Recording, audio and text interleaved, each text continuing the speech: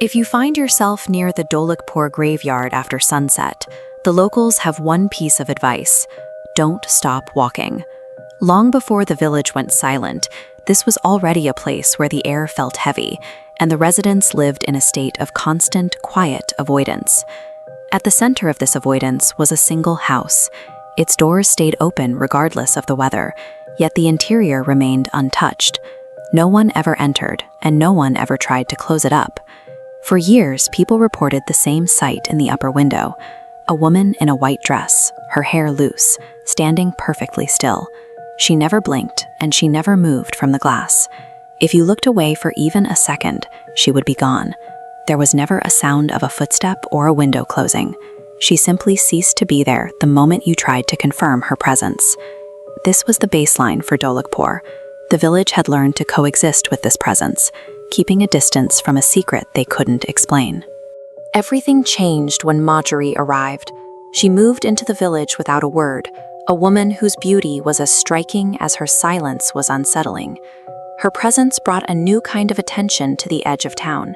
People found themselves drawn to the street they had avoided for decades, watching the house with a mix of curiosity and dread.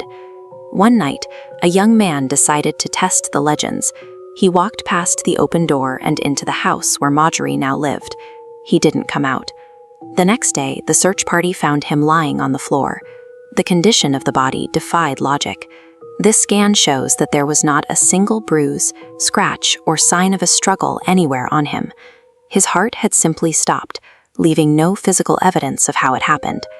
The presence in the house had changed.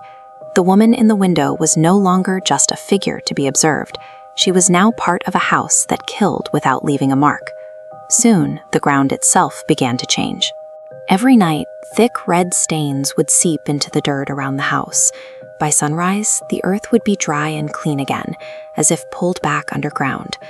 Above the roof, a single black storm cloud formed and stayed. While the rest of the village saw clear skies, this mass of dark air remained locked in place over Marjorie's home, never moving an inch. Investigators eventually found a diary hidden inside the house, providing the first glimpse into what was happening behind those open doors. Marjorie's handwriting filled the pages. One entry stated, "I didn't want anyone to die, but this thing is no longer in my control." These words suggest that Marjorie wasn't the source of the killings. She was watching them happen from the inside, as much a witness to the violence as the rest of the village. At 2 a.m. on the final night, a man named Ustad Imran decided to end the mystery. He walked through the open doorway and into the dark. Inside, the house was a chaos of sound. Distant screams echoed through the hallways, suddenly replaced by a burst of laughter, before everything went completely silent. When Imran reached the upstairs room, he saw the figure from the window. She didn't look like a girl anymore. Her limbs were at the wrong angles, and her face didn't quite look human. She looked at him and spoke.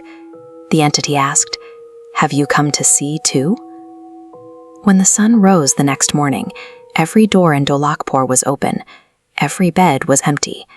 The entire population had disappeared in a single night. In the middle of the village square, a message had been scratched deep into the dirt. It read, "I was never alone."